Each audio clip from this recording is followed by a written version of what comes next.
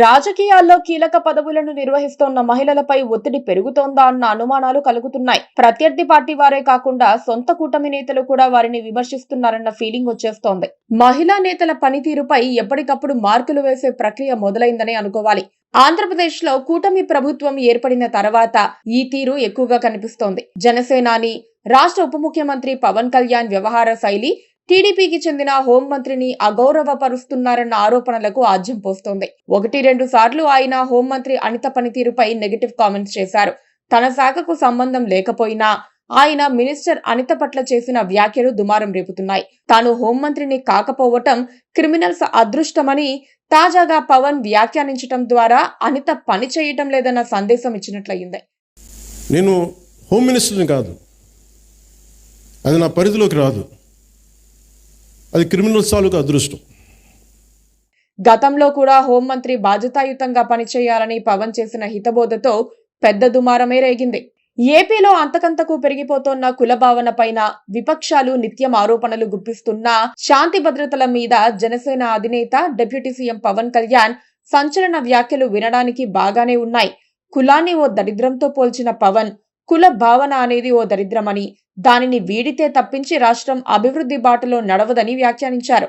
అంతేకాకుండా రాష్ట్రంలో శాంతి భద్రతలను పగడ్బందీగా అమలు చేయాలని తాను భావిస్తానని, అధికార యంత్రాంగానికి తాను అదే చెబుతానని పవన్ ఆసక్తికర వ్యాఖ్యలు చేశారు. నేరాలు చేసే వారిపై కఠినంగా వ్యవహరించాలని, అప్పుడు శాంతి భద్రతల పరిరక్షణ సాధ్యమవుతుందని ఆయన అభిప్రాయపడ్డారు.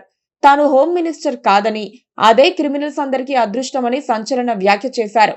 దాంతో పవన్ ఇలా ఎందుకు మాట్లాడుతున్నారన్న అనుమానాలు మొదలయ్యాయి. హోమ్ మినిస్టర్ అనిత శాఖలో జోక్యం చేసుకునేందుకు ఆయన ప్రయత్నిస్తున్నారా అన్న ప్రశ్నలు తలెత్తుతున్నాయి. 2024లో కూటమి ప్రభుత్వం అధికారానికి వచ్చిన కొత్తల్లోనే పవన్ కళ్యాణ్ చేసిన వ్యాఖ్యలు అనితను ఇబ్బంది పెట్టేవిగాను, హోంశాఖ పనితీరును ప్రశ్నించేవిగాను ఉన్నాయి. అత్యాచారాలకు పాల్పడిన కేసులకు సంబంధించి అప్పట్లో నేరగాళ్లను అరెస్ట్ చేయటంలో జాప్యం జరిగిందని పవన్ ఆగ్రహం చెందారు.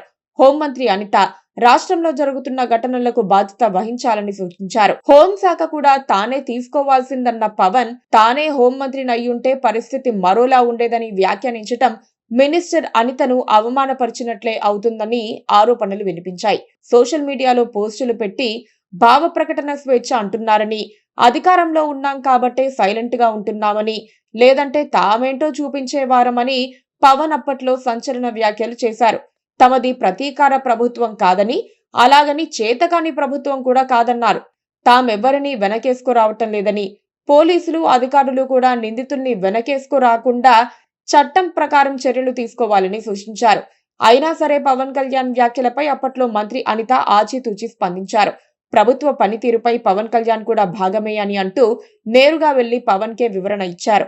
పవన్ వ్యాఖ్యల్లో ఎలాంటి రాజకీయ కోణం లేదని అనిత స్వయంగా భేటీ అయ్యి వివరణ ఇవ్వటం ద్వారా మాటల మంటలను ఆమె చల్లార్చారు. అయినా సరే అనిత శాఖ విషయంలో పవన్ కళ్యాణ్ ఎందుకు తరచూ వ్యతిరేక వ్యాఖ్యలు చేస్తున్నారో ఆలోచించాలి. ఆయనకు హోంశాఖ కావాలా అని వైసీపీ వర్గాలు ఎద్దేవా చేయటం కరెక్టే అవుతుందేమో ఆలోచించాలి.